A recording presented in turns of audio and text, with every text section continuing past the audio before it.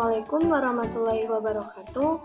Kami dari kelompok 4 Prodi Manajemen semester 3 kelas G yang beranggotakan Hilma Wardatunisa NPM 02119224, yang kedua Rahmadi NPM 02119227, yang ketiga Farhan Fadilah NPM 02119233, yang keempat Farid Akbar NPM 02119239, dan yang terakhir Khairul Ikhwan NPM 02111924, yang akan mempresentasikan hasil kerja kami tentang siklus hidup produk Ricis Nabati.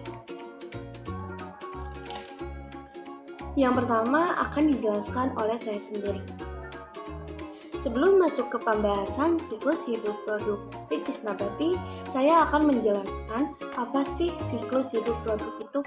Siklus hidup produk merupakan masa hidup suatu produk mulai saat dikeluarkan oleh perusahaan kepada masyarakat luar sampai dengan tidak disenanginya produk tersebut. Dan setiap produk mempunyai masa hidup yang berbeda-beda. Intinya, siklus hidup produk merupakan gambaran perkembangan dari waktu ke waktu suatu produk, diterima atau tidaknya produk tersebut di pasaran. Selanjutnya, saya akan menjelaskan tahapan siklus hidup, yaitu ada 4 tahapan. Yang pertama, tahap perkenalan, yang kedua, tahap pertumbuhan, yang ketiga, tahap kedewasaan, dan yang terakhir, tahap penurunan. Yang pertama, tahap perkenalan atau introduction. Pada tahap ini, produk masih belum dikenal oleh konsumen, penjualan masih rendah, biaya masih tinggi, keuntungan masih negatif, dan perkembangan penjualan akan sangat lambat.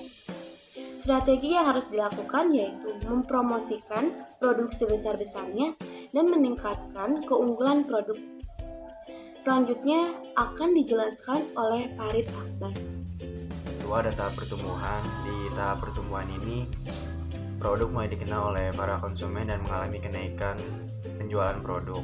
Di tahap ini memiliki strategi yang perlu diperhatikan, yaitu meningkatkan kualitas produk, melihat para pesaingnya, dan menurunkan harga untuk memikat daya tarik para konsumen, serta mengurangi dalam pengambilan keuntungan. Yang ketiga, ada tahap kedewasaan. Di tahap kedewasaan ini, penjualan produk mencapai titik puncaknya dan memiliki laba yang cukup besar serta adanya persaingan yang meningkat.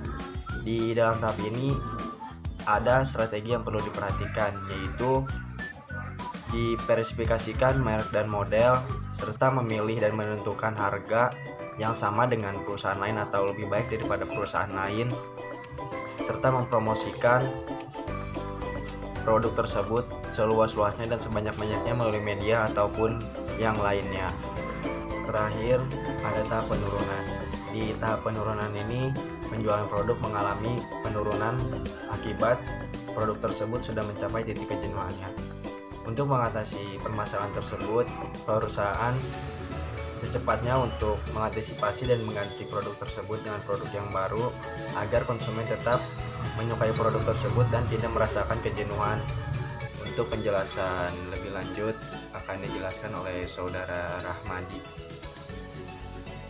Oke, terima kasih Pak Akbar.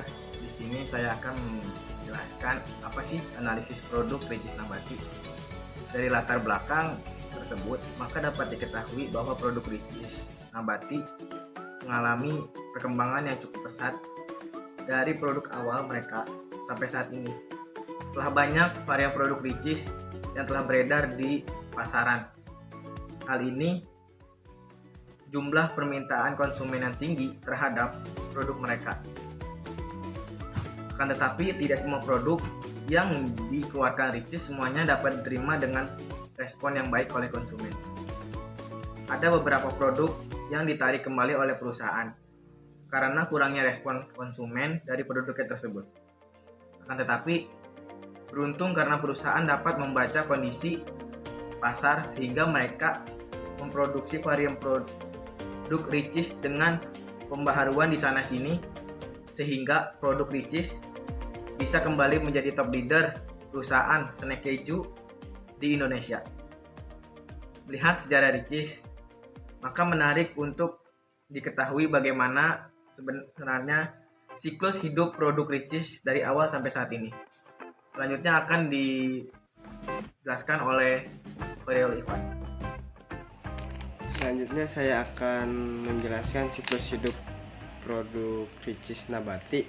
1. Tahap perkenalan atau introduction. Produk pertama dari Richeese nabati adalah POW, snack 2 warna, dan nabati wafer bergizi yang diproduksi pada tahun 2007 dan 2008. Pada tahun yang sama, Nabati meluncurkan 5 produk lagi, yaitu POW Donut, Richeese A, Nabati Chip, Pillow, POW, dan Richeese Rolls.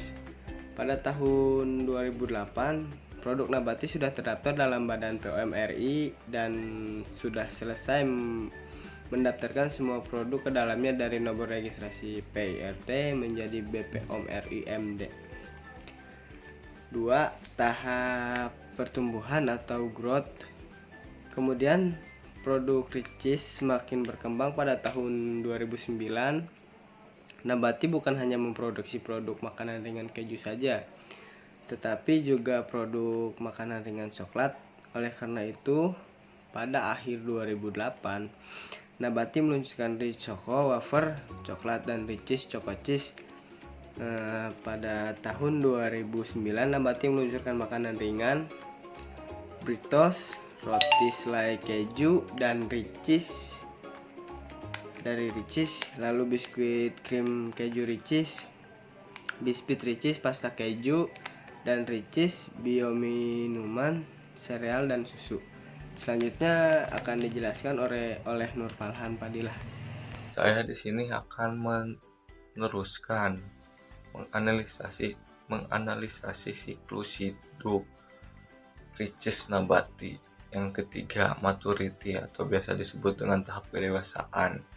Pada tahun 2010, produk Richeese terus berkembang hingga puluhan produk sehingga Nabati memproduk wafer nabati, stik jagung nabati chip, stik jagung A, wafer stik rollis, biskuit biskuit, wafer kremelo, makanan ringan POW, dan produk lainnya dengan merek Richeese, Ricoco, dan POW. Yang keempat, dislin atau biasa disebut dengan tahap penurunan.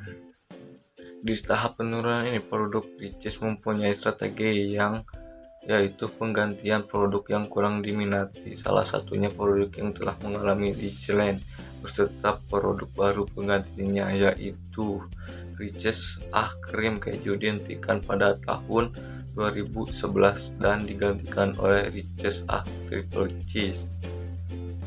Sekian dan terima kasih. Sekian penjelasan kami tentang siklus hidup produk Richeese nabati. Terima kasih atas perhatiannya. Mohon maaf bila ada salah-salah kata. Wassalamualaikum warahmatullahi wabarakatuh.